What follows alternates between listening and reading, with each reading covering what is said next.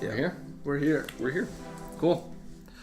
All right, welcome to the Concast, the show where we discuss a recent parkour video and tell you kind of our thoughts and opinions and try and break it down for you.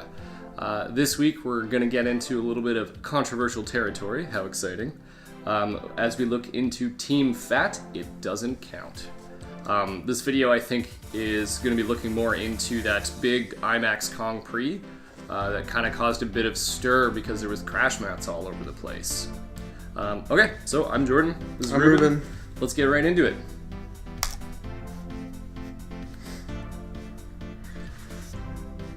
So we saw this Kong Pre come out of, I think, of a lot of the Modus guys, and I think it's quite an older. It's been around for a while. It's been in a couple of the Modus videos. Yeah, some of the normal brand guys did it. I'm pretty sure someone flip pre'd it too. Oh, actually? Yeah, I'm pretty sure someone flip pre'd that. One of the bearded guys. Jaden Clark? Jaden Clark or Alfie? I don't know. One of those two, I think, did it. So that's crazy. They both have beards. They made that look really small in this video, though. Like, that video filmed it, I think, from further back or from the ground or something, so it looked huge. Yeah. But that looked like real tiny in this video. But he underdid that one, too. I'm okay with that, I guess. That outside grip, man, that, requires so much strength. Yeah. Yeah. That was one that we looked a lot into with Davis's video. Yeah. This is another spot that we see the Modus guys rinse a lot. Well, I mean, I don't know. Is this London? This is London, right? Yeah. So, yeah. Go to IMAX. That's what you're just waiting for it. You're just waiting for it. So this is one we see them do a lot. This guy's Rudy here. It looks so tight and straight. It looks very nice. Yeah, the flip itself. Mm-hmm. I think the thing that he maybe could have cleaned up about it was just landed it. Well, yeah, but I think just fixing his steps a little bit there, right. Oh yeah, he took 4 steps into a 3-step. In the 3-step spot. Yeah, I think 1, 2, 3. Yeah, that's 3 steps looked okay. But yeah, that probably stutter, would have made it easier to. He took 5 steps. Stutter, yeah, just here. I think this is. Yeah, that one was better. Yeah. Yeah. Did you get kicked out? Did they get kicked out of there? Why'd you leave? Yeah, they must have. Yeah. We don't have audio when we watch this, so I have no idea what he's saying right now. It was not a lot. We watched it the first time with audio, and it was just something sick is about to happen. And this is them hyping up the mats. So they got crash mats here, and it's going to be sick because they have crash mats here. That's what he said. And I get having I don't know, I consider it when you're training hard, then you're you know what, let's go have a foam pit sesh, and you go out of your way to have one of those. Yeah, but that's in a gym. It is in a gym, but I mean, I guess you have the same mentality here where you're I guess we're just gonna have fun throwing things that are way above where I'm currently at. When that's how I think of it. When I have a foam pit sesh, I'm gonna go out there and throw things that are way above where I'm currently at. You're trying to raise your skill ceiling, not in executable tricks outside right now. It's just preparation for maybe eventually I'm gonna actually start learning this. Yeah, so I would consider this, I guess, the foam pit sesh of actually doing it. Yeah. I mean, when you look at a shot like that, it's hard to argue there that he physically was not actually ready to be doing it. But I think did we? Oh, we already passed a whole bunch of that. Okay. Well, I just want to go to that shot of him actually making it where he doesn't actually use any. Oh, his ankle's on that one. Jeez. Oof. Yeah. That is well done, and then he slides forward on it. I see why you have the mats there. I don't know. When you look at the people who have done it already, Nick Ortiz and Dom, who else has done it? Well, yeah, I guess the point that I'm this was the whole controversy too here is that it's does using the mats devalue the fact that he actually did it? Mm-hmm. And the answer depends on who you ask. I think the way that I see it is if just pick anybody. Say Nick Ortiz does a big roof gap. It's the biggest one he's ever done, but they have a giant airbag sitting in the gap. Does that devalue the jump? There's no more risk there, right? Yeah. And so the question is, if that devalues that jump, why doesn't the mat in this instant devalue this jump? Or where's the line? Where's the cutoff? Or in what capacity does it devalue it? I know in my mind, there's being physically able to do something, honestly, is really easy, but being mentally able to do something is a whole different ballgame within parkour and freerunning. And I think if you're tossing things, like I can't tell you how many things I can physically do, but mentally I'm not ready to do on concrete. And I consider them skills I don't have yet. Yeah. Because I don't have the mental fortitude to do all of those things. So I think they're using the mats here to replace the mental ability to do it. But from a physical standpoint, I think they're also replacing the physical ability to not do it. Like they're replacing their skill in terms of being able to fall or fail this like safely, which I think is a slippery slope. Now, if you think of the mats, I guess, in terms of a progression into learning how to fall safely, and you're working on falling safely and increasing your skill in that, maybe this is a great place to start.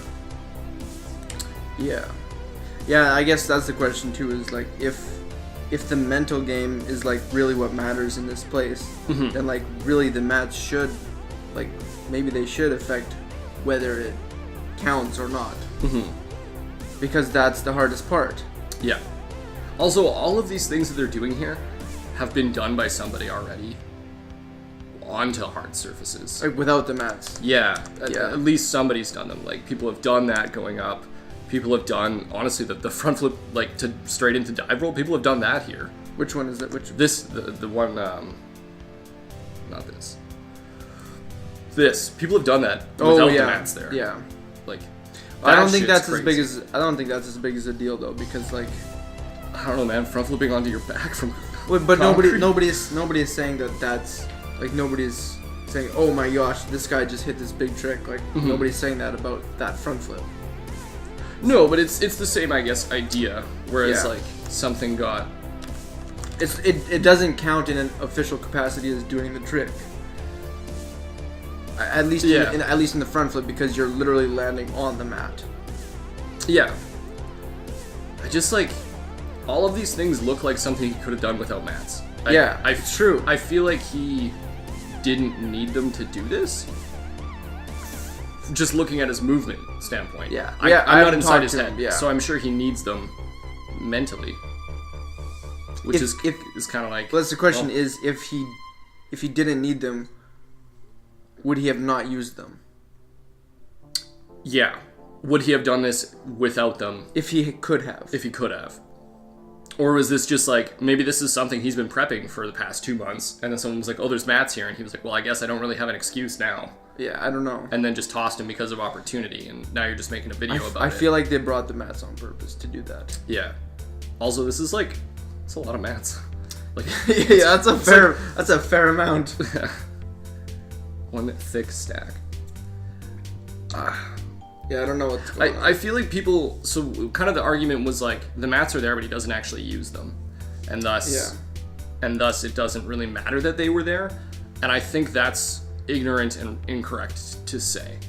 Because even if you're not touching them, from a mental standpoint, they affect your performance. They affect your performance, 100%. I think just having them below you there, even if you don't need them and you still stick the pre and everything is done correctly up here, if you use them in your process, it's totally different not having them there.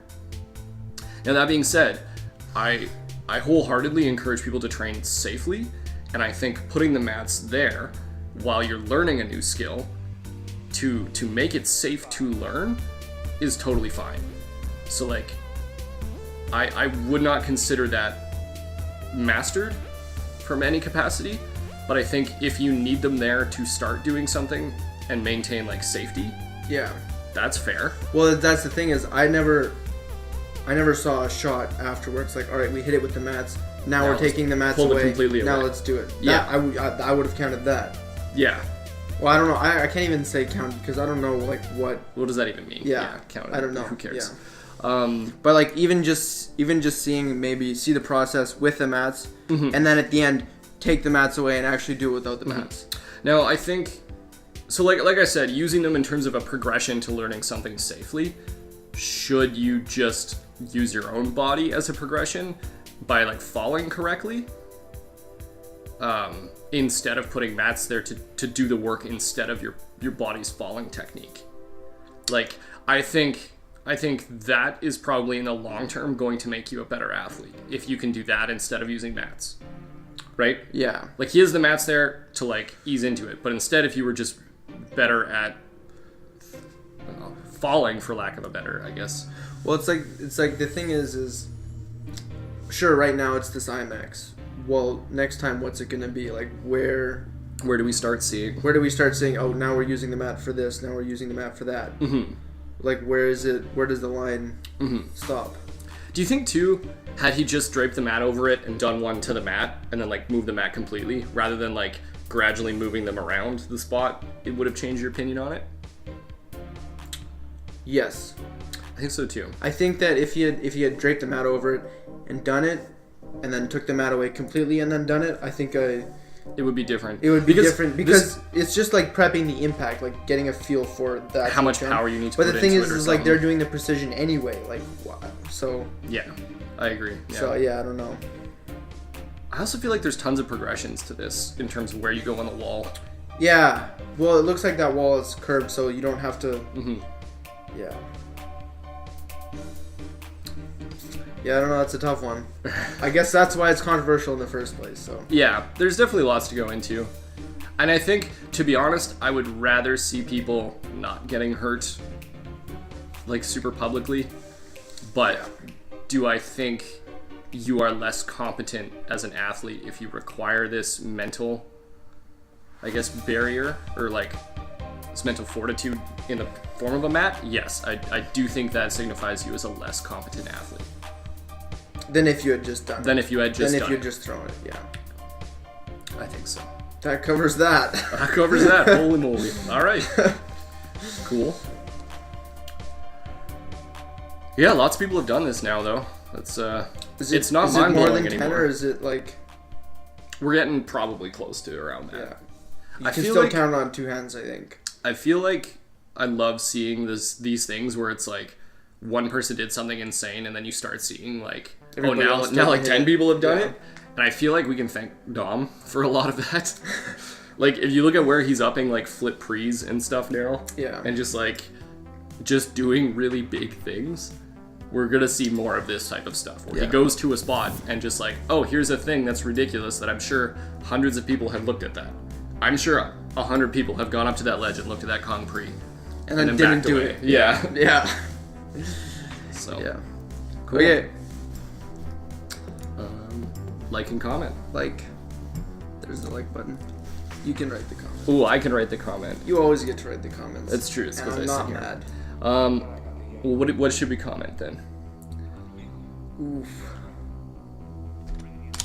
Big jumps and big mats. Just take the drop.